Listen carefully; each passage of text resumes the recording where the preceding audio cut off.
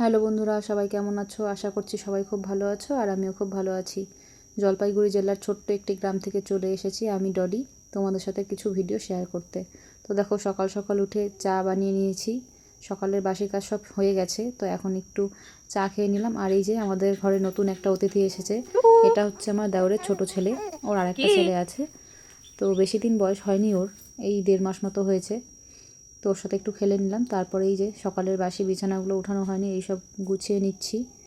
এই কাজগুলো কিন্তু আমাদের বাড়ির বউদের প্রায় প্রত্যেক দিনই করতে হয়। আর ডেইলি ব্লগ দিচ্ছি মানে কিন্তু প্রায় প্রত্যেক দিনই এইসব কাজ তোমাদের সাথে শেয়ার করব। হয়তো অনেকে বলবে রোজ একই রকম ভিডিও কেন দিচ্ছ। এবার দেখো, আমরা বাড়িতে যেসব কাজ করি সেই সবই তো তোমাদের সাথে শেয়ার করব।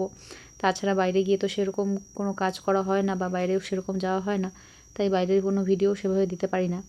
যখন বাইরে যাব অবশ্যই তোমাদের সাথে সেই ভিডিওগুলোও শেয়ার করব। তো এই বিছানাটা গুছিয়ে নিলাম, তারপর চলে যাব আর একটা বিছানা আছে পাশের ঘরে, ওটাও গুছিয়ে নেব। এই যে এটা কিন্তু আরেকটা অন্য রুম, আমার দুটো রুম। তো এই রুমেরও বিছানা, তারপর ড্রেসিং টেবিল, ছোট একটা টেবিল আছে ছেলের, ওগুলো সব গুছিয়ে নিচ্ছি। কারণ প্রত্যেক দিনই কিন্তু আমাদের ঘরের এই সব কাজ করতেই হবে। আর ছেলের দেখো চুলগুলো বড় হয়ে গেছে, তাই ও চলে যাচ্ছে ওর বাবার সাথে চুল কাটতে সেলুনে। ছেলে আর ওর বাবা দুজনেই চুল কাটবে, দুজনেরই চুলগুলো অনেকটা বড় হয়ে গেছে, আর সময়ও পায় না ঠিকঠাক কাজের জন্য। তো ওরাও চলে গেল আর আমি চলে এলাম ঘরের আরেকটা বিছানা গুছাতে। তো এই বিছানাটা একটু এলোমেলো হয়েছিল, কারণ কালকে এই বিছানার চাদরটা ধুয়ে দিয়েছিলাম কিন্তু পাতা হয়নি। আর কালকে ভেজা ছিল ওই চাদরটা, তো ওই জন্য পাতা হয়নি, আজকে পেতে নিচ্ছি। আর রোজ তো এই কাজগুলো আমাদের করতেই হবে, সে ধোয়া থাক আর অধোয়া থাক, গুছিয়ে তো নিতেই হবে, তাই না? তো বিছানার চাদর তো পাতা হয়ে গেছে, এবার এই ব্ল্যাঙ্কেটগুলো গুছিয়ে আর কয়েকটা বালিশ ছিল, বালিশগুলো গুছিয়ে নিচ্ছি।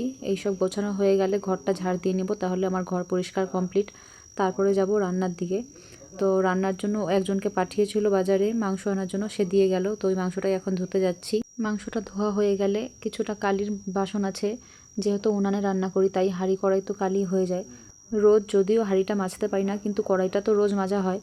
আর হাঁড়িটা 1 দিন 2 দিন পর পর মাজতে হয়, কারণ হাঁড়িটাও কালি হয়ে যায় উনুনে রান্না করতে করতে, সেটাতে আবার রান্না করতে ভালো লাগে না।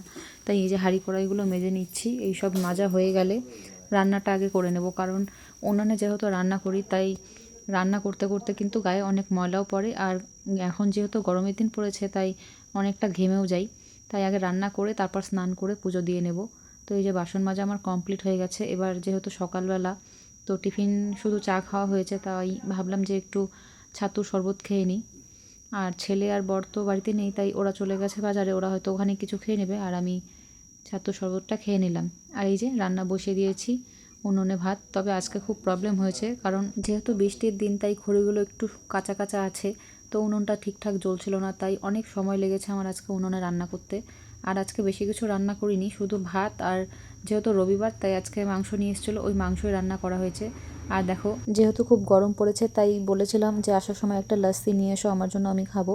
তো লস্যিটাও নিয়ে এসছে, সাথে একটা 20 টাকা দামের স্প্রাইটও নিয়ে এসছে। আর এদিকে কিন্তু আমার রান্নার সব কিছু জোগাড় হয়ে গেছে, রান্নাটাও আমি বসিয়ে দিয়েছি। তো উনানে রান্না করতে কিন্তু ভালোই লাগে, কিন্তু যদি খড়িটা জ্বলে তাহলে ভালো লাগে, কিন্তু যদি খড়ি না জ্বলে তাহলে কিন্তু খুব অসুবিধা হয় রান্না করতে, ধোয়া ধোয়া হয়। এই রান্নাবাড়ি কমপ্লিট করে স্নান হয়ে গেছে, এবার আমি পুজোটাও দিয়ে নিলাম। আর আজকের ভিডিওটা এটুকুই, কারণ অনেক বড় ভিডিও কেউ দেখতেও চায় না, আর পুরো ভিডিওটা এডিট করতেও অনেকটা সময় লাগে। তো দেখা হচ্ছে পরের ভিডিওতে। পুরো ভিডিওটা দেখার জন্য সবাইকে অনেক অনেক ধন্যবাদ।